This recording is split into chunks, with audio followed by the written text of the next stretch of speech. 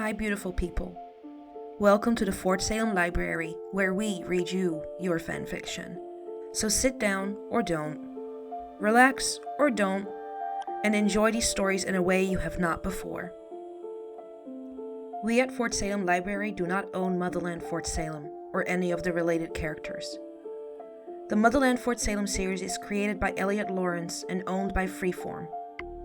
This story is a work of fanfiction and is meant for entertainment only. We are not making any profit from these stories. All rights of the original Motherland Fort Salem story belong to Freeform.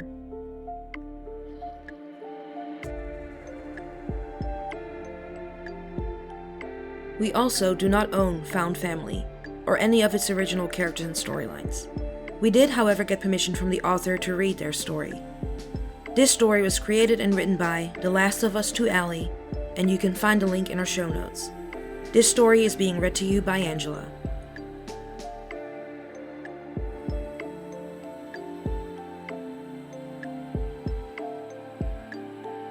Found Family. The news came swiftly, hot and fast like a lightning storm across the Session Plains on a hot spring night. Intense and packed full of warning and edgy, harsh realization. At first, Scylla didn't pay any attention to it. There were a lot more pressing matters to worry about, like how Willa Collar was alive, and Spree, and the reason Scylla had first met Rael. Goddess. Scylla couldn't contain her anger, her rage.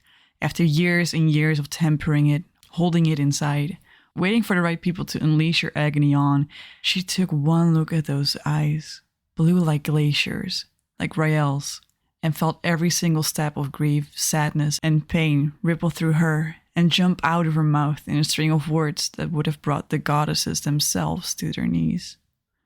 This woman made Rael believe she was dead, made Rael suffer grief. Didn't she know how much love Rael held within her? How much she felt, loved, that losing her mom, her hero, nearly drove her to military-assisted suicide? Didn't she understand how many nights Rael would stare out in the darkness, lost in memories and morbidity? How she carried around an air of melancholy even when she smiled? That the second Scylla saw the first all-consuming grin paired with the subtle southern drawl from her, that she felt her heart explode because she knew this was the first time Rael had fully let herself be happy. And it was with her? Didn't she know she broke Rael? That they both did? Scylla lost the only person she had ever lost. Was on the run from the army and was now stationed with her ex-girlfriend's mother. There was a lot happening, so no, she did not pay attention. The army conducted a secret mission in China. So what? The army conducts missions all the time, covert or not. Soldiers died. Sad, but expected. The army sacrificed their soldiers like they were toys, pigs for the slaughter. 2 of the soldiers were recent cadets, young and just beginning their careers. They died bravely. Again. Sad. But it wasn't Rael. She was in war college, safe and sound and haunting Scylla's memories, like a tiny piece of heaven the devil glimpsed before plummeting to earth. A glimmer of hope that touched her fingertips before slipping away, floating off, disappearing like a flickering flame in the wind. It wasn't until she walked down the stairs from her bedroom and noticed the house was quiet that Scylla began to wonder if something was amiss. It was too quiet. Where there was normally music or chatting agents grabbing a bite to eat and conferring the next steps to achieve their goals, there was absolute silence. She peered around the empty building and briefly wondered where everyone had gone and why no one had spoken to her of her new mission. For half a moment she feared the house had been compromised and she was left in the wake. For half a moment she thought of dim garages and soldiers bursting in with fire and fury, remorseless and fierce as they kill her parents. But a coat was still draped over the kitchen table chair, and empty coffee mugs were gathered near the sink. The house was still occupied, and not just by her ghosts, her demons. Forcing herself to not worry about something she had no control over in that moment, she walked out into the murky mid-morning sun, a slight haze from the early morning rain still glistening on the clouds, and in each breath she took. She swaggered down the steps and to the sidewalk, hanging a left and ambling along. Her hands reached for her pockets and she tucked her fingers in the comforting pouches, letting herself pretend for just a second that the warmth and feel was not because of worn denim, but instead from calloused hands, full of gentle and secure affection. Her steps took her a few blocks, past homes and giggling children, their parents watching on from porches and rocking chairs before they saw her. At the end of the sidewalk, casually perched near the edge of the road, workout attire and face red from exertion, making her seem like a jogger pausing mid-run to take a breath and decide which direction to take, was Anacostia Quartermain. Sucking in a deep breath, Scylla paused. Why was she here? Her eyes darted around, searching for Spree and Army alike. There had been no warning, no notice. It was risky for the officer to randomly show up, even out of uniform, she was known. Willa knew who she was. If someone saw her, reported back that she was spotted nearby, it could ruin everything. There was no reason for her to be there in the first place. If it was information she wanted, Scylla had none. Not yet. If it was to bring Scylla in, she would never have let her go. She wasn't looking to join the spree. What could she possibly want? As if sensing her stare, Anacostia glanced over at her, face unreadable. Scylla felt a prickle of dread coil low in her belly. Everything felt wrong since she awoke that morning, since she threw on her boots and jacket and stepped out of her bedroom. Licking her lips, she morphed her features into a look of confident disinterest and strolled forward. Hiding any wariness behind a mask she knew all too well, she pushed forward. "A little far for a run, isn't it?" she asked, quirking an eyebrow. "If you're looking for a ride back, the bus stop is a few blocks that way. We need to talk." A humorless chuckle. "Oh? I don't have much time."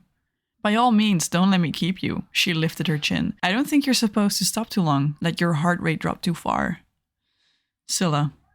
The younger witch blinked. She wasn't sure if it was the sergeant using her first name or the tone with which she said it that sent chills down her spine and made the small hairs on the back of her neck and arms stand up, but she fought back a flinch as a single word rang in the air. She closed her mouth, once again peering around for anyone listening in before tilting her head. "This way." Without waiting, she marched down the sidewalk, feeling Anacostia a couple paces behind her. She didn't look back at her, instead keeping her eyes forward and mind clear. Half a block down, she slipped into a tiny alleyway, barely enough to fit two people, between two rickety clapboard houses. Spinning around, she pinned Anacostia with cold blue eyes. "What is it?" Anacostia didn't react to the harsh voice or unyielding glare. Instead, she took a second.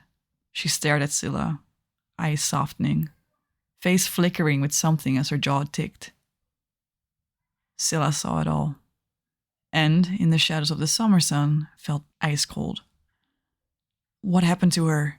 escaped the brunette's mouth, words tasting like pain and helplessness, so terrible her tongue tripped along the vowels and her nose wanted to wrinkle in a grimace, because it was the worst thing she could ever ask, and her body revolted at having to form the sounds, just like her mind refused to imagine, refused to think, refused to do anything but wait impatiently, because that disgusting, horrible question was wrong and never should have been asked. It was useless, not needed.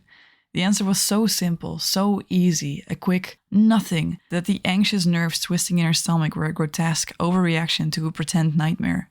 And Acostia's eyes softened even more, turned gentle, turned caring, turned apologetic, and Scylla wanted to turn away and run. Sprint the rest of the way down the alley and burst out the other end, away from those eyes, away from the unspoken grief and agony the ticking seconds promised to reveal. Back to the house. Back to safety. Safety. Where was safe? A long-lost lighthouse? A once-visited beach? The arms of a woman who couldn't even look at her without tears in her eyes and heartbreak in her soul? Where could she go? Chin quivering, Scylla stood tall, cramming her hands in her pockets so they didn't shake. And Acostia's first words had her shoulders falling. Whatever projected bravery, whatever fake confidence, she had snuffed out like a light. "I'm sorry." Clenching her jaw, teeth aching, her muscles tightened, fight or flight instincts coursing through her. She threw out whatever defenses she had, opting for deflection, sarcasm, anything but what was really happening. "I never wanted to be invited on your morning run. The tracksuit isn't my style. I need you to listen to me." And Acostia ignored her feeble attempt at bravado, at changing the subject, at refusing to acknowledge what was happening, what she was about to hear. "I need you to remember what I told you in that basement before I gave you the lighter. Remember the part of you that's good." Scylla frowned, a knot of emotion threatening to choke her. "How bad?" "Scylla, how bad?" And Acostia pursed her lips. "Killed in action." Scylla fell back, physically feeling the words slam into her, cutting through her like red-hot knives. Her eyes blinked rapidly, her entire body feeling like it was burned and yet ice cold. Her head shook, body trembling. No. She... Anacostia exhaled sadly. She was deployed directly after graduation. Scylla's eyebrows knit together, the words not making sense. War college? She went to war college? No, she didn't. So that was your big plan then? Just ruin your chances for war college, get deployed too soon, and get blown up on the front lines because you suck so bad? Scylla didn't know she was stumbling until her shoulder hit the wooden planks of the building beside her. Air gone in the small space, the walls closing in. I'm sorry I was not able to tell you until now. Scylla's shoulder dug into the wood, the slight spark of pain not even registering. Graduation? Graduation had been weeks ago, a lifetime ago. Her chest clenched and she felt like she was going to be sick. 2 young cadets had been killed. Secret mission in China. She had ignored it, didn't care, thought it wasn't important. Gasping for breath, her voice shook. Did it hurt? Had Brielle felt pain? Was she scared? Was she alone? Did she see it coming? Did anyone help her? Help a lonely, hurting, broken girl who was so strong, so loving, so brave, but whose life kept beating her down until she fell into such darkness it took someone to find her, to see her, to recognize the silent screams for help that she would never voice because she was the one who helped, not the other way around. For a brief moment in time, that someone had been Scylla, just like Rael had been for her. 2 being lost in darkness, but whose inner lights had found each other. No, Anacostia replied. Her head snapped up. You're lying! She didn't know how, but she knew she was lying. Knees unsteady, legs ready to collapse, lungs unable to take in air, mind an endless cavern of whispered devotion and wicked tricks, a hole where her heart once was. Scylla unconsciously raised her hand, staring at her palm. Her empty palm. She wasn't alone. Abigail Bellwether was with her, and Anacostia spoke quietly. Scylla choked out a sob, hand coming to her mouth. She was brave. She made us all very proud. Scylla closed her eyes tightly, a burst of rage licking hot at the roof of her mouth. She didn't care about anyone being proud. Proud of what? An unneeded sacrifice? A senseless, stupid death? The loss of someone who was too good for the people entrusted with her life? With her heart? The image of Rael worn down and defeated played across her mind's eye, consuming her. I don't feel powerful. I feel broken, thanks to you. Did she know? Know what? That it was coming.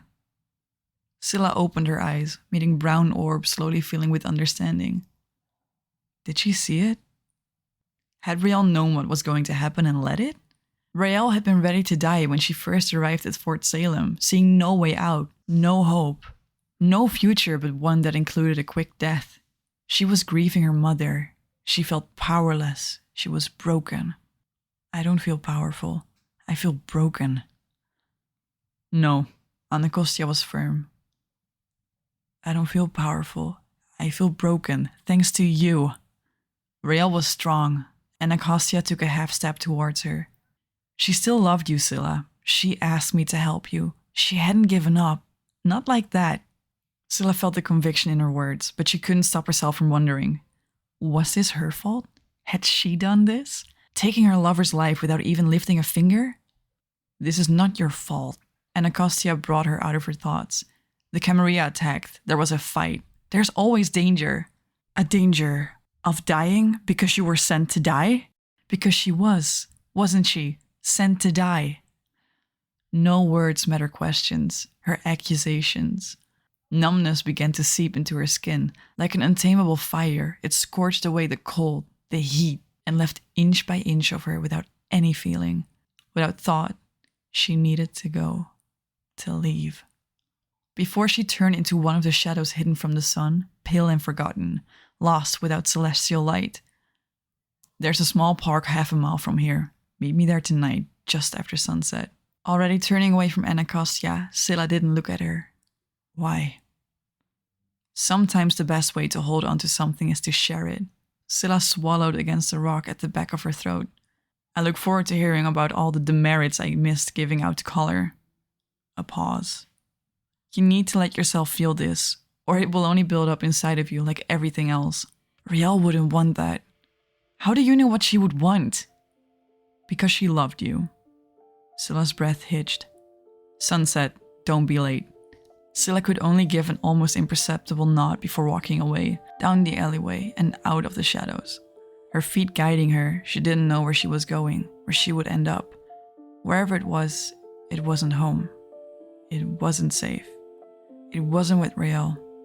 It was in the darkness.